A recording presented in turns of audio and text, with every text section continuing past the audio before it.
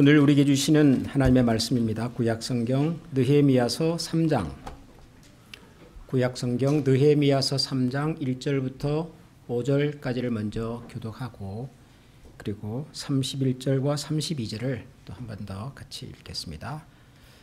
느헤미야서 3장 1절부터 교독하겠습니다. 제가 먼저 읽겠습니다. 그때 대제사장 엘리야십이 그의 형제 제사장들과 함께 일어나 양문을 건축하여 성별하고 문짝을 달고 또 성벽을 건축하여 함메야 망대에서부터 하나넬 망대까지 성별하였고 그 다음은 여리고 사람들이 건축하였고 또 그 다음은 이므리의 아들 삭굴이 건축하였으며 어문은 하스나의 자손들이 건축하여 그 들보를 얹고 문짝을 달고 잠을 쇠와 빗장을 갖추었고 그 다음은 학고스의 손자 우리아의 아들 무레못이 중수하였고 그 다음은 무세사벨의 손자 베레갸의 아들 무슬람이 중수하였고 그 다음은 바하나의 아들 사독이 중수하였고 그 다음은 드고와 사람들이 중수하였으나 그 귀족들은 그들의 주인들의 공사를 분담하지 아니하였으며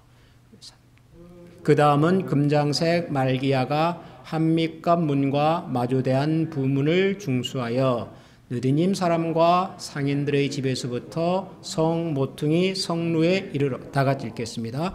성 모퉁이 성루에서 양문까지는 금장색과 상인들이 중수하였느니라. 아멘. 지난 주간에 땡스기빙 데이가 있었는데요. 어떻게 즐거운 시간을 보내셨는지 모르겠습니다. 잘 지내셨죠? 예. 맛있는 거 많이 드셨습니까? 터키 드셨습니까? 솔직히 말하면 터키보다는 저는 닭이 맛있는 것 같아요. 1년에 한 번 하나님께서 우리에게 베푸신 또 은혜와 사랑을 기억하는 좋은 절기인 것 같습니다. 저는 지난 주간에 그 두 분으로부터 아주 반갑고 또 감사한 연락을 받았습니다. 한 분은 우리 지역에 사시는 우리 한인분이신데요. 아마 평소에 우리 교회 설교 영상을 가끔 들으시는 것 같습니다. 근데 우리 교회에서 요즘 그 크리스마스 슈박스 준비하고 있지 않습니까? 이 내용을 들으시고는 이 좋은 일인데 나도 참여하고 싶습니다. 그러셔서 슈박스를 위한 도네이션을 보내오셨어요. 가게에 오시는 손님들이 남기고 간 잔돈들을 평소에 모았다가 좋은 일에 쓰시는데 우리 교회에서 크리스마스 슈박스 한다는 얘기를 듣고 제3세기 어린이들에게 좋은 크리스마스 선물이 될 것 같아서 저도 참여하고 싶습니다. 그렇게 도네이션을 보내오셨어요. 참 고맙기도 하고 우리가 하는 작은 일이 어떤 분에게는 또 이런 기쁨을 나눌 수 있는 기회가 되기도 하는구나 그런 생각이 들어서 참 감사했습니다. 또 한 분은 멀리서 왔어요. 브라질 상파울로 근처에서 온 연락입니다. 이분은 누구냐면 제가 신학교 들어가서 전도사로 처음 교회 봉사를 할 때 부산에서 제가 가르쳤던 학생입니다. 지금 뭐 40대 후반, 50대 초반 정도 됐겠죠. 가족들이 다 브라질로 이민을 가서 거기서 이제 잘 지내고 있는데 최근에 뜻하지 않게 스탠스 시술을 받았다고 그래요. 아마 심장에 어떤 문제가 있었던 것 같습니다. 갑자기 이렇게 중년의 나이에 스탠스 시술을 받고 나니까 굉장히 좀 의기소침해지고 내게 왜 이런 일이 있을까 뭐 그런 생각도 좀 들고 좀 힘든 시간을 보냈는데 지난주에 우리가 전도서 말씀을 같이 나누지 않았습니까? 이 세상 모든 만물 속에는 때에 맞는 아름다움을 하나님께서 심어두셨다. 때에 맞는 감사가 있다. 우리가 지난주에 그런 말씀을 같이 나누었는데 그 말씀을 들으면서 그럼 지금 내가 처해 있는 이런 상황 속에서도 하나님이 숨겨놓으신 때에 맞는 아름다움이 있을까? 그런 생각을 하게 되더라는 거죠. 그러면서 때에 맞는 하나님의 감사가 뭘까? 그런 생각을 해보고 또 그런 깨달음을 가지면서 힘이 되고 또 용기가 생겼다. 그런 연락을 주셨어요. 참 고마운 일이죠. 우리끼리 나누는 이야기고 우리가 가지고 있는 생각인데 어떤 사람에게는 용기가 되기도 하고 또 같이 기쁨과 감사를 나누는 그런 기회가 되기도 하고 그런다고 하니까 한편으로는 참 감사하기도 하고 또 다른 한편으로는 정말 우리가 평소에 잘해야 되겠다, 열심히 해야 되겠다 그런 생각도 들었습니다. 두 분의 연락이 참 감사하고 특별히 스탠스 시술을 받은 그 작년 제가 전에 가르쳤던 그 학생분은 정말 속히 건강이 회복됐으면 좋겠다는 생각이 들었습니다. 영상으로 혹시 보신다면 두 분께 감사의 말씀을 드리고 싶고요.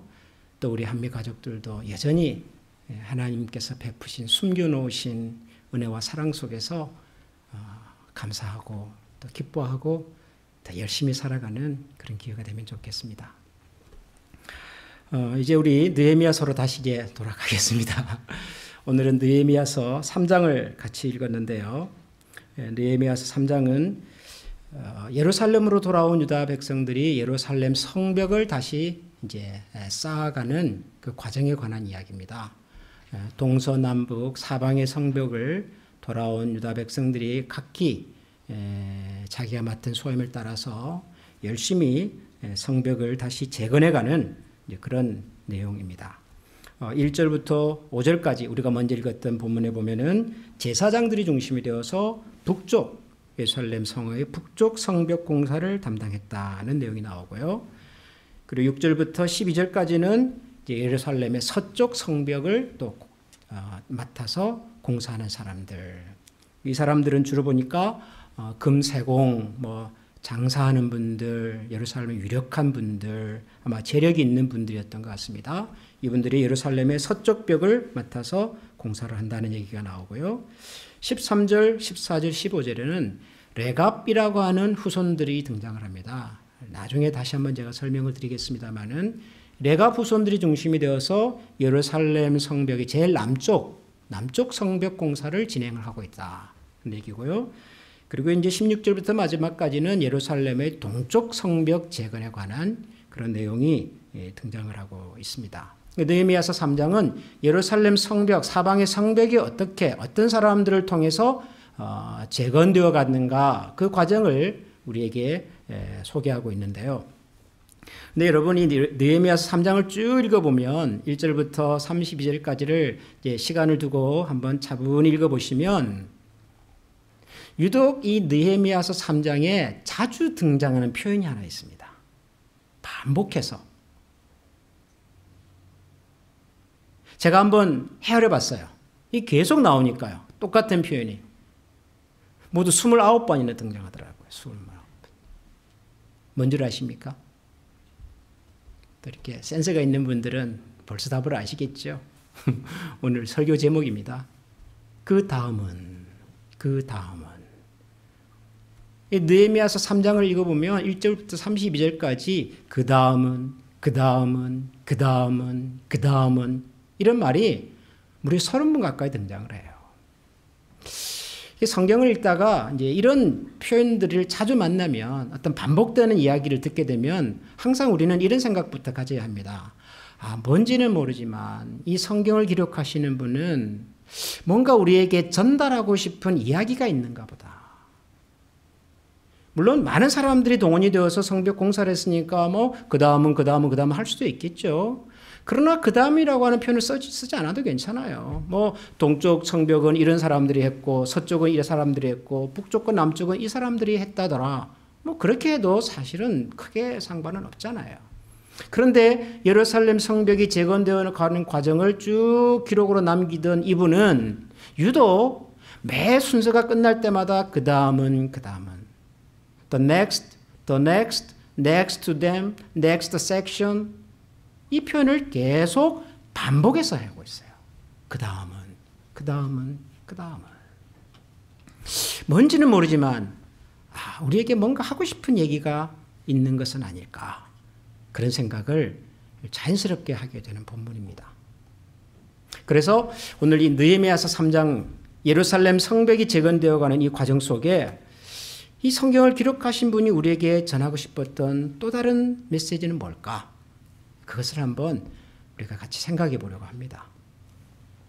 먼저 이 느헤미야서 3장 예루살렘 성벽이 어떻게 재건이 되었는가 하는 것을 우선 먼저 한번 살펴보겠습니다. 1절부터 5절까지 우리가 읽었는데요. 제가 다시 한번 천천히 읽어보겠습니다. 1절에서 5절입니다. 그때에 대제사장 엘리야십이 그의 형제 제사장들과 함께 일어나 양문을 건축하여 성별하고 문짝을 달고 그 성벽을 건축하여 함메아 망대에서부터 하나넬 망대까지 성별하였고 그 다음은 여리고 사람들이 건축하였고 그 다음은 이므리의 아들 삭굴이 건축하였으며 어무는 하스나의 자손들이 건축하여 그 들보를 얹고 문짝을 달고 자물쇠와 빗장을 갖추었고 그 다음은 학구수의 손자 우리아의 아들 무레멧이 중수하였고 그 다음은 무세 사벨의 손자 베레게아의 아들 무술람이 중수하였고 그 다음은 바나의 아들 사독이 중수하였고 그 다음은 두고와 사람들이 중수하였으니 그 귀족들은 그들의 주인들의 공사를 분담하지 아니하였으며.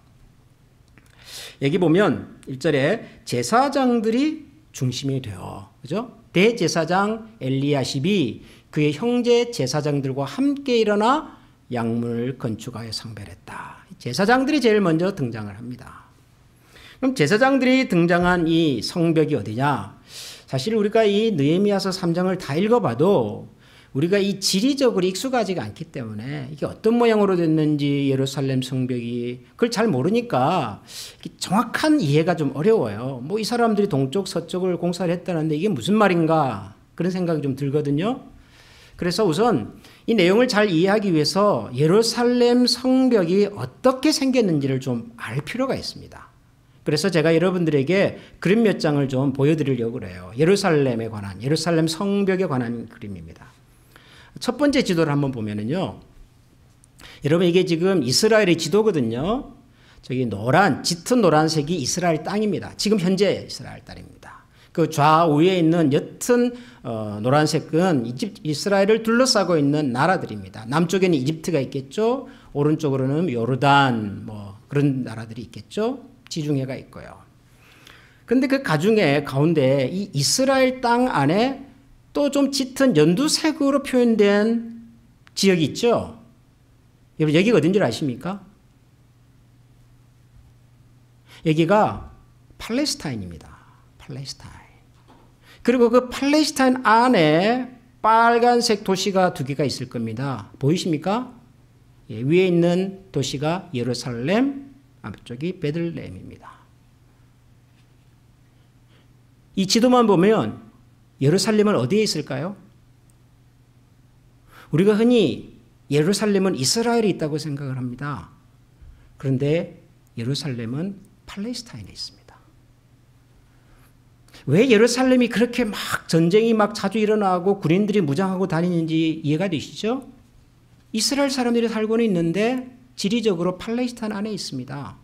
그래서 장벽을 세워야 하고 무장한 군인들이 다녀야 하고 언제라도 장벽 너머에서 총알이나 포탄이 넘어오기도 하고 굉장히 위험한 도시입니다. 그런데 예루살렘이 옛날부터 이랬어요. 옛날부터. 항상 예루살렘은 그랬습니다. 저 예루살렘 안에 이제 성전이 있는데요. 두 번째 그림을 보겠습니다. 자, 이 그림은 옛날 느헤미야가 예루살렘 성벽을 재건할 당시의 예루살렘 성벽입니다. 쉽게 말하면은 올드 제루살렘. 지금 예루살렘에 가면은 올드 제루살렘 있고 뉴 제루살렘 있는데 이 그림은 올드 제루살렘입니다. 옛날 예루살렘 성벽이 있었던 자리. 왜 서울도 지금 서울 그러면은 한강을 중심으로 해서 강남, 강북, 강서, 강동 엄청나게 넓은 지역이 다 서울이지만 서울에서 태어나신 분들은 서울 그러면 어디입니까? 그분들이 생각하는 서울은 사대문 안이 서울이죠. 그래서 남대문, 동대문, 서대문, 그리고 인왕산에 있는 북문 이 안에 있는 땅이 서울이었다고 옛날에. 올드 서울인 거죠 이게. 예루살렘도 마찬가지입니다. 저게 올드 제루살렘이에요. 올드 제루살렘 제일 오른쪽에 사각형 모양으로 있는 것이 성전입니다. 템플입니다. 하나님의 성전입니다. 성전이 성벽 한가운데 있지 않고 한쪽 구퉁이에 이렇게 붙어 있죠. 왜 그럴까요? 예루살렘이라고 하는 도시가 점점 확장이 되어 갔던 거죠. 처음에는 저희가 중심이었는데 센터였는데 이제 예루살렘이 확장이 되면서 성벽을 넓혀가면서 점점 서쪽으로 남쪽으로 커진 겁니다. 자, 그런데 이 예루살렘은 잘 보시면 오른쪽으로 골짜기가 하나 있고요. 남쪽과 서쪽으로도 골짜기가 하나 있습니다. 두 개의 골짜기가 동쪽과 남서쪽으로 흐르고 있습니다. 오른쪽의 골짜기를 흰놈의 골짜기, 기드론 골짜기, 남쪽 서쪽의 골짜기를 흰놈의 골짜기라고 부릅니다. 성경 구약 성경 읽어보면 종종 등장하는 이름이죠. 기드론 시냇가에서 뭐 물을 어떻게 했다더라 이런 내용이 나오죠. 그래서 예루살렘은 동쪽과 남서쪽은 골짜기로 에워싸여 있습니다. 다시 말하면 안전합니다. 외부의 적들이 쉽게 공격해 올 수 없는 지형입니다. 그러면 외부의 적들이 공격을 하면 항상 어느 쪽으로 들어오냐? 항상 북쪽으로 들어옵니다. 북쪽은 평야지대고요. 열려 있습니다. 그리고 북쪽으로 계속 가면 어디가 나오냐 그러면 사마리아가 나옵니다. 사마리아. 그래서 항상 전쟁을 할 때 적군들은 북쪽에서부터 들어옵니다. 그러면 성을 쌓아도 어느 쪽에 성벽을 가장 튼튼하게 쌓아야 될까요? 당연히 북쪽이죠. 북쪽.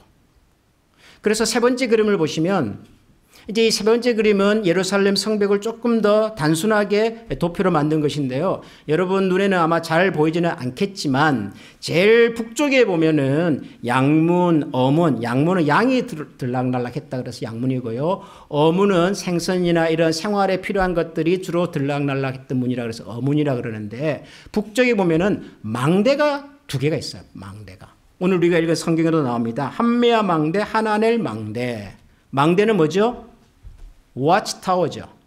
뭐 하는 곳이죠? 적들이 오는지 안 오는지를 살피는 파수대입니다. 파수대. 이 망대가 북쪽에 두 개가 아주 견고하게 서 있습니다. 왜죠? 여기가 제일 위험한 곳이거든요. 북쪽 성벽이 제일 위험한 곳이거든요. 이해가 되시죠? 근데 그 북쪽 성벽 공사를 누가 했다고요? 제사장들이 했다. 예루살렘 성벽을 재건할 때 제일 먼저 해야 될 공사가 북쪽 공사입니다. 보시는 것처럼 동쪽하고 남서쪽은 이게 골짜기가 있기 때문에 천천히 해도 괜찮아요. 급하지 않아요. 제일 중요하고 제일 시급한 곳이 북쪽 공사입니다. 그 공사를 제사장들이 맡아서 합니다. 유다 백성들 영적인 지도자들이 가장 먼저 그 위험한 자리에 가장 시급한 공사를 제사장들이 먼저 했구나 하는 것을 알 수가 있는 거죠. 그 다음에 이제 6절부터 12절까지 보면은 서쪽 공사에 관한 이야기가 나오는데요. 근데 이 서쪽 공사를 하신 분들이 주로 어떤 분들이냐 그러면은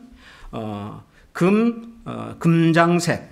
금장색은 금세공업자 그 말입니다. 금세공업자가 뭐 하는 사람이죠? 요즘 같으면은 반지 만들고 목걸이 만드는 분들이죠. 항상 금붙이를 취급하는 사람들입니다. 그 다음 또 향품 장사, 장사하시는 분들입니다. 퍼퓸을 사고 파는 것은 고대 사회에서는 굉장히 큰 중요한 돈이 많이 드는 그런 비즈니스죠. 그 다음에 또 9절과 12절을 보면은 예루살렘을 절반씩 다스리는 사람들이 막 나와요. 예루살렘을 절반씩 다스린다는 말이 무슨 말이죠? 그만큼 그 지역에서 유력한 사람들, 돈이 많은 사람들 그런 뜻이죠. 그러니까 장사하는 사람들, 금세공업자들, 예루살렘의 절반을 다스릴 정도의 권세를 가진 사람들이 예루살렘 서쪽 벽을 공사합니다. 왜냐하면 아까 그림에서 보시면 아시겠지만 예루살렘 성벽 중에서 서쪽 벽이 제일 길어요. 제일 복잡하고 제일 깁니다. 그러니까 제일 긴 공사, 제일 복잡한 공사, 그리고 어쩌면 돈이 제일 많이 들어가는 공사. 그 공사를 유력한 사람들이 맡아서 했던 거죠. 돈이 많은 부자들이 맡아서 했던 것입니다. 그 다음에 이제 세 번째 공사를, 이 남쪽 공사를 하는 사람의 이름이 등장하는데 이분들이 이제 좀 독특한 분들이에요.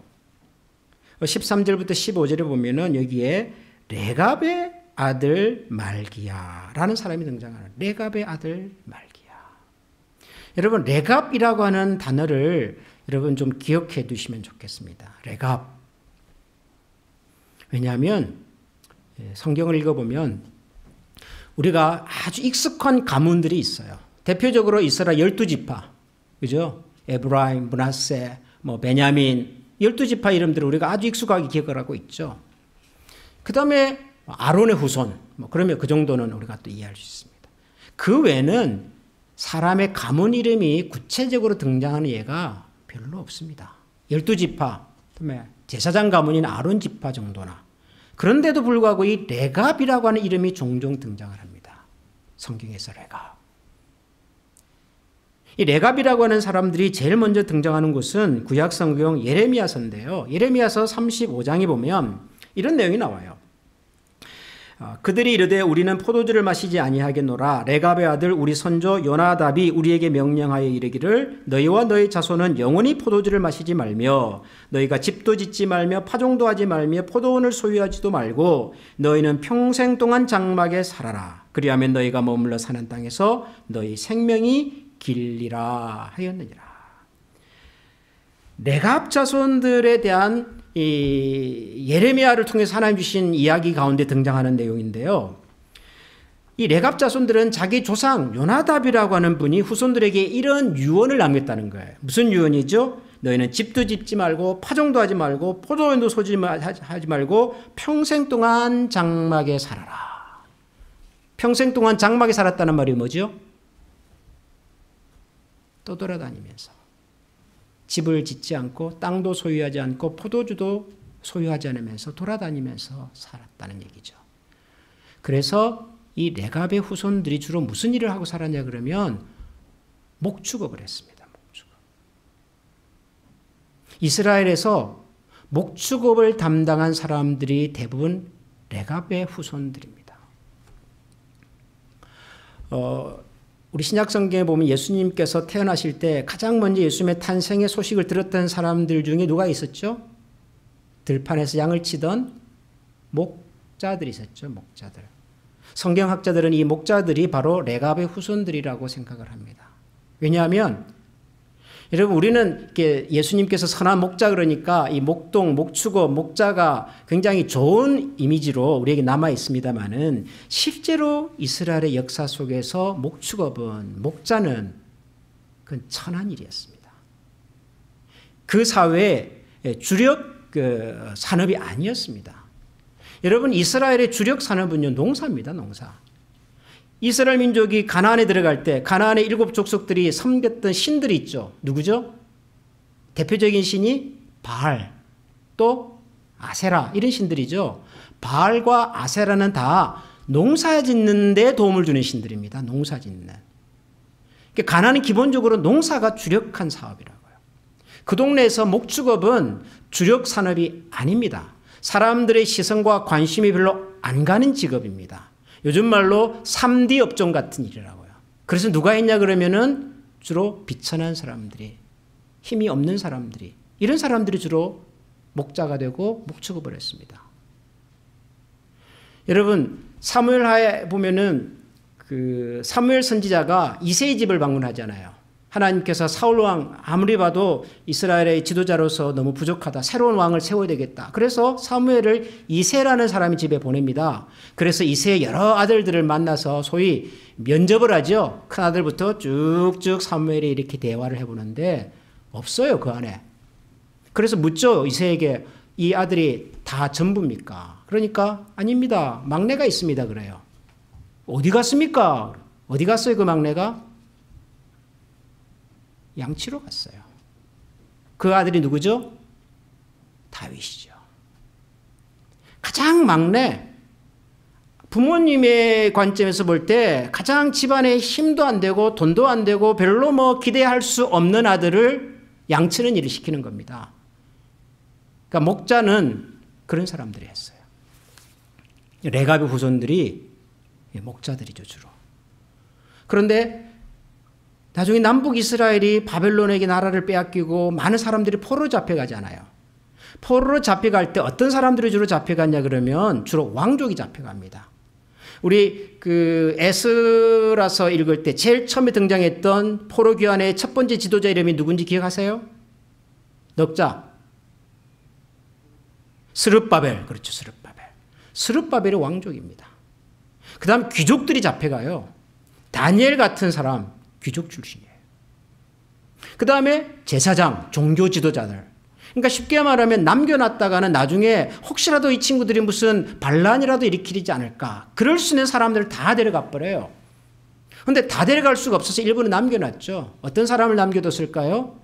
남겨놔도 별로 위험이 안 될 만한 사람들을 남겨놨어요. 그 중에 목자들이 있었던 거죠. 레갑의 후손들은 포로로 잡혀갈 때 잡혀가지 않았습니다. 더 정확하게 말하면 잡혀가지 못했습니다. 왜요? 비천한 사람들이었기 때문에. 그런데 역설적이게도 70년 동안 유력한 사람들이 예루살렘을 다 비웠을 때 그 예루살렘에 남아서 예루살렘을 지켰던 사람들도 이 사람들이에요. 레갑의 후손들입니다. 그리고 이 사람들이 예루살렘 성벽 공사를 할 때 남쪽 성벽을 공사를 합니다. 그런데 이 남쪽 성벽이 참 묘한 곳이에요. 성경을 읽어보면 남쪽 성벽에 있는 문 중에 분문이라고 하는 문이 있습니다. 분문. 여러분 한번 상상력을 동원해 보십시오. 분문은 뭐 하는 문이었을까요? 우리 이제 성경에 나오는 이름들이 다 한문이잖아요. 양문, 양이 주로 다녀서 양문. 어문, 생선, 식자재들이 주로 많이 해서 미문, 아름다운 문. 그러면 분문은 무슨 문일까요? 분문. 한문에 분자와 관계되어 있는 단어가 뭐가 있죠? 오물입니다. 오물. 양을 치고 염소를 잡고 그렇게 해서 제사를 드리고 남은 그런 오물들을 처리하기 위해서 나가는 문이 분문입니다. 그래서 분문으로 나가면은 골짜기를 만나는 거예요. 거기서 씻어야 하고 다시 깨끗하게 도구도 정비해야 되고. 쉽게 말하면 남쪽은 가장 문 자체도 천한 문이에요. 사람들이 거의 다니지 않는. 그러나 필요한. 근데 그 공사를 누가 해요? 레갑 후손들이 합니다. 우리 옛날 어른들이 그런 말씀하시죠. 못난 나무가 산을 지키더라. 잘난 나무들은 잘났으니까 다 잘라가잖아요. 집 짓는 데도 쓰고 배 맞는 데도 쓰고 다 가잖아요. 못난 나무는 못났으니까 안 잘라요. 근데 안 잘랐기 때문에 그 못난 나무들이 산에 남아서 결국 산을 지키는 거예요. 비가 오고 태풍이 오고 할 때 그 산을 지키는 나무들은 잘난 나무가 아니라 못난 나무들인 거죠. 여러분이 느헤미야서 3장을 읽어보면 이런 그림들이 보이는 거예요. 아, 북쪽 제일 위험하고 힘이 많이 들어가는 곳은 지도자들이, 영적인 지도자들이. 물론 거기 보면 5절에 보면은 이 일에 참여하지 않은 귀족들도 들어있기는 있었답니다. 뭐 항상 그렇죠. 모든 사람들이 다 열심히 하는 건 아니죠. 꼭 그 중에도 어떤 사람들은 꼭 빠져나가고 도망가고 뭐 그런 사람들이 있어요. 그러나 정말 중요하고 정말 필요하고 시급한 일을 닥쳤을 때 제일 먼저 나서는 사람은 그래도 지도자들이더라. 제사장들이. 서쪽에는 돈이 많이 들어요. 길어요. 복잡해요. 누가 감히 나서기가 쉽지가 않아요. 그런데 이 일을 위해서 예루살렘에 유력한 사람들이, 돈 있는 사람들이, 여유 있는 사람들이 서쪽 성벽 공사를 담당하는 거죠. 요즘 식으로 말한다면 노블리스 오블리지. 배운 사람, 가진 사람들이 더 책임감을 갖고서. 남쪽에는 분문이 있어요. 사람들이 가기를 꺼려하는 곳입니다. 쉽사리 그 공사에 참여하기를 싫어해요. 그런데 그 속에는 또 레갑의 자손들이 있어요. 사람들의 시선은 어떨지 몰라도 우리가 살아가는 이 공동체를 위해서, 이 도시를 위해서 묵묵히 성벽 공사에 임했던 사람들이 있는 거예요. 이런 사람들 이야기를 기록을 하면서 느헤미야서를 기록한 분은 그 다음에 무슨 얘기를 하고 싶었을까요? 손에 손을 맞잡은 여러 사람들이 함께 만들어 놓은 역사다. 그런 얘기인 거죠. 제사장도 등장을 하고 돈 많은 사람도 등장하고 미치는 사람들도 등장하고 이름은 없지만 또 다른 사람들이 자기 몫을 담당해가는 여러 사람들이 그 다음에 또 그 다음에 계속해서 이 일을 함께 세워 나갔더라. 그래서 예루살렘 성벽이 재건이 되었더라는 거예요. 누구를 통해서요? 온 백성들이 함께. 여러분, 에스라서나 그리고 느헤미야서가 우리에게 말하고 싶은 것은 단순한 성전이 세워지고 성벽이 세워진다는 얘기를 하고 싶은 게 아니에요. 성전, 성벽보다 더 중요한 것은 흩어졌던, 파괴되었던, 사라졌던 하나님의 백성이라고는 공동체가 다시 세워졌다는 얘기를 하고 싶은 거예요. 공동체가 세워진 거예요. 사람들이 다시 모이기 시작을 했고, 사람들이 다시 손을 맞잡기 시작을 했고, 그 사람들이 다시 하나님의 성전과 성벽을 세워가기 시작을 했더라는 거예요. 공동체가 세워지더라는 거예요.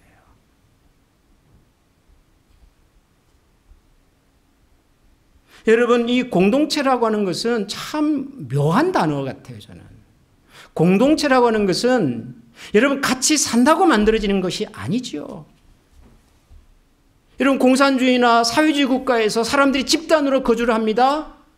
그게 공동체인가요, 그게? 아니에요. 공동체는 사람들이 많이 모인다고 이루어지는 것도 아니에요. 여러분, 뭐 농구 경기라든가 무슨 야구 경기라든가 무슨 큰 콘서트라든가 얼마나 많은 사람들이 모입니까? 수만 명이 모이잖아요. 그러면 공동체입니까? 경기가 끝나고 나면, 콘서트가 끝나고 나면 하나같이 다 사라져 버립니다. 많이 모인다고 공동체가 되지는 않아요. 공동체라고 하는 것은 함께 수고하고 함께 땀을 흘리고 함께 위험을 감수할 때 만들어지는 게 공동체입니다. 사람들이 많이 모여서 공동체도 아니고 같이 산다고 공동체도 아니에요. 죄송한 표현이지만 우리가 같이 예배 드린다고 공동체가 되는 것도 아니에요. 이 예배를 위해서 누군가는 헌신을 하고 고생을 하고 눈물을 쏟고 기도를 심으면서 제사장도 유력한 사람도 비천한 사람도 이름 없는 사람들도 각기 자기의 몫을 해갈 때 그게 공동체라고요. 교회가 공동체거든요. 그런데 어려워요. 참 어렵습니다.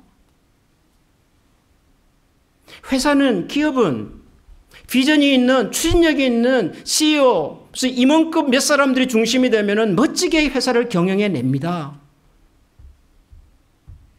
근데 교회는 그런 곳이 아니에요. 교회는 비전이 있고 무슨 추진력이 있는 목회자와 장로님과 안수 집사님들 몇 분이 모여서 열심히 으쌰으쌰 하면은 멋지게 만들어낼 수 있는 곳이 아니에요, 교회는.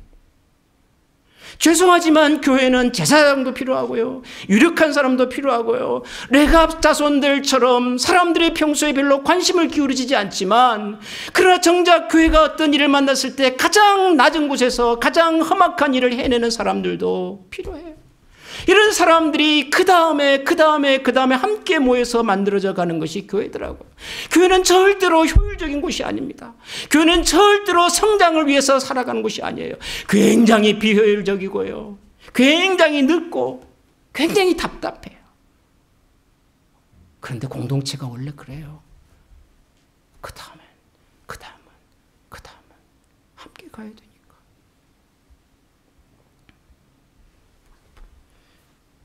느헤미야서 3장을 읽으면서 그래서 여러 가지 생각이 듭니다. 굳이 따지자면 저는 제사장 같은 역할을 하는 사람이겠죠. 그럼 나는 과연 우리 교회와 성도들의 가장 긴박하고 가장 위급하고 가장 힘이 많이 들고 위험한 곳에서 나는 벽돌을 쌓아가고 있는가?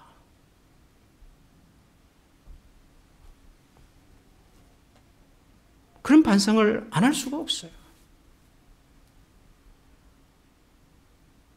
우리 교회에 유력하신 분들은 교회에 정말 힘이 필요하고 에너지와 노력이 많이 필요한 일이 생겼을 때 솔선수범해서 하는 교회인가 생각하지 않을 수가 없더라고요.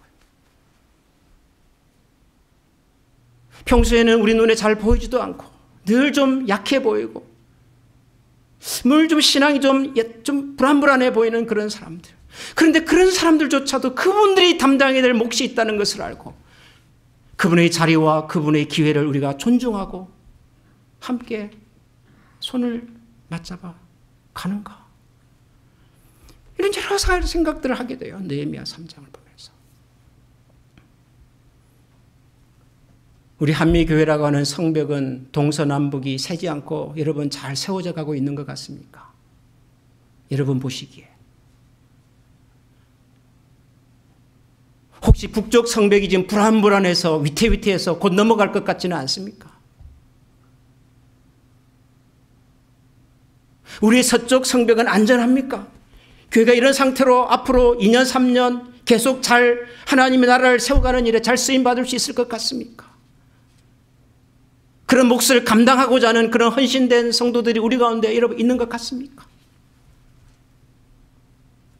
그러면 좋겠는데. 정말 그러고 싶은데.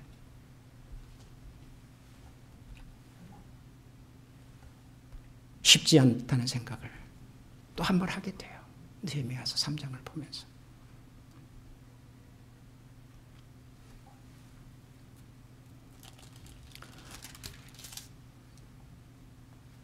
사랑하는 우리 한미 가족 여러분, 우리는 공동체입니다.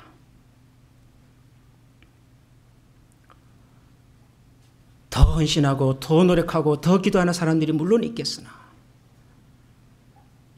그분들로 다가 아니라 그 다음은 또 손을 잡고 그 다음으로 연결해 줄 수 있는 그 다음이 필요한 공동체입니다. 우리 한미교회가, 우리 한미가족이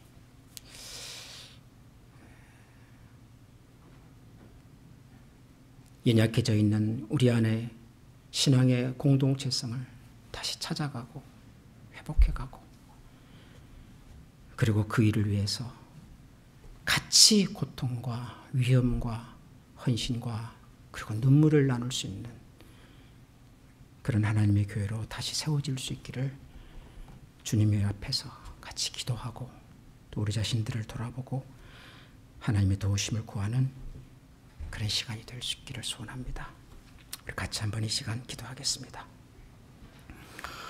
예루살렘 성벽이 다시 세워졌던 것처럼 하나님, 우리 안에 무너져 있는 우리 믿음의 성벽들도 다시 세워지게 하여 주시옵소서.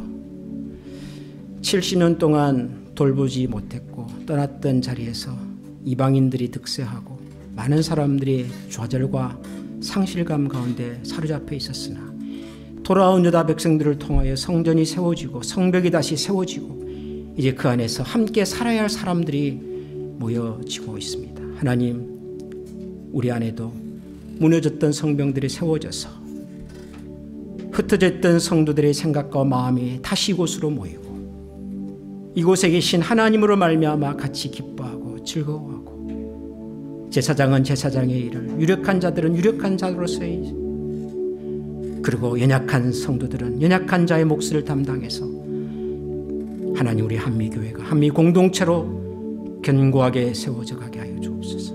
우리 이런 마음을 가지고 하나님께서 우리 각자에게 주신 우리의 몫이 무엇인지를 기억하면서 이 시간 한번 같이 기도하겠습니다. 기도합니다. 하나님,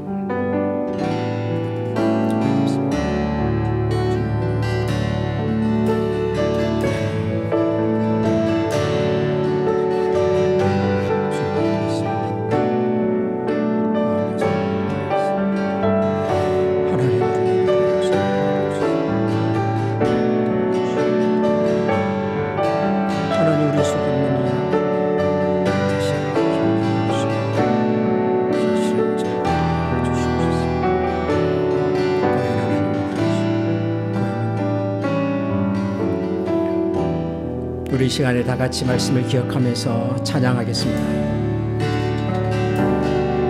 주님 말씀하시면 내가 나가리라. 주님 뜻이 아니면 내가 멈춰서리라. 나의 가고서는 너 주님 뜻에 있으리. 주님 나를 이끄소서. 주님 말씀하시면 내가 나가리다. 주님 뜻이 아니면 내가 멈춰서리다.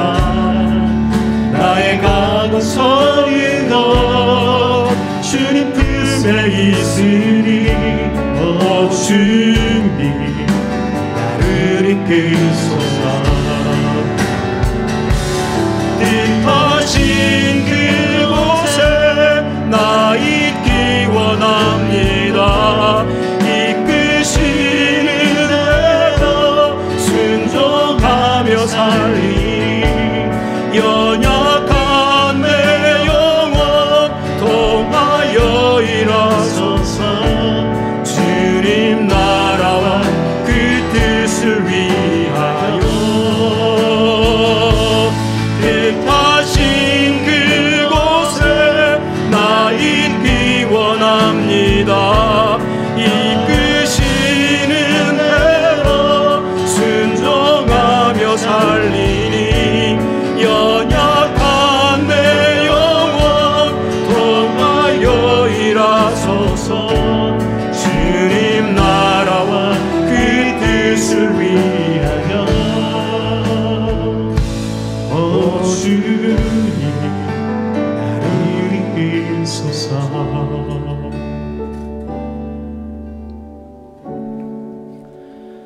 무너진 니느웨의 성벽을 다시 세워가기를 원하신 하나님 앞에서 오늘도 우리에게 주어지고 우리에게 허락되고 또 우리에게 맡겨진 우리의 소임이 무엇일지를 고민하고 생각하며 주님께서 말씀하시면 내가 나아가겠고 혹 주님의 뜻이 아니면 내가 멈춰 서겠으며 우리가 가고 서는 모든 것이 주님의 뜻에 있음을 깨달아 오 주님 오늘도 우리를 이끌어 주시옵소서. 하나님 앞에서 간절하게 기도하며 도우심을 구하는 모든 주의 백성들 머리 위에 우리 주 예수 그리스도의 은혜와 하나님의 사랑과 성령의 교통하시는 은혜가 영원토록 함께 계시기를 축원하옵나이다. 아멘.